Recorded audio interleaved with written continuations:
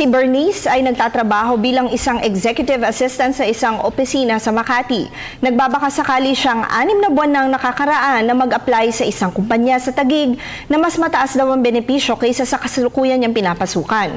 Noong isang linggo ay nakatanggap daw siya ng sulat na nagsasabing tanggap na siya sa kumpanyang minsan niyang sinubok applyan at binibigyan siya ng 3 araw lamang upang magsimula ng magtrabaho dito.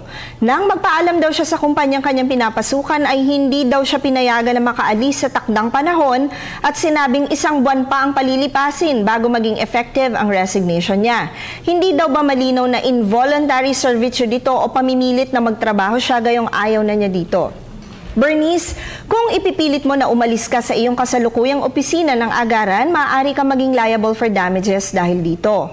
Malinaw kasi na nakasaad sa Article 285 ng ating Labor Code na maaari namang putulin o wakasan na ng isang empleyado ang kanyang empleyo sa kasalukuyan nitong trabaho sa kung ano pa mang dahilan. Subalit, kinakailangan na magbigay siya ng 30-day written notice bago ang effectivity ng kanyang resignation. Kung hindi, maaaring managot ang empleyado sa danyos o damages. Tandaan na ang aming opinyon ay limitado lamang sa mga impormasyong inyong ibinigay sa amin at maaari itong mag-iba, depende pa sa karagdagang detalye. Patuloy po kayong mag-email sa ptv4newscenter@gmail.com. Attorney JJ Jimeno Atienza, ang inyong bisig ng batas.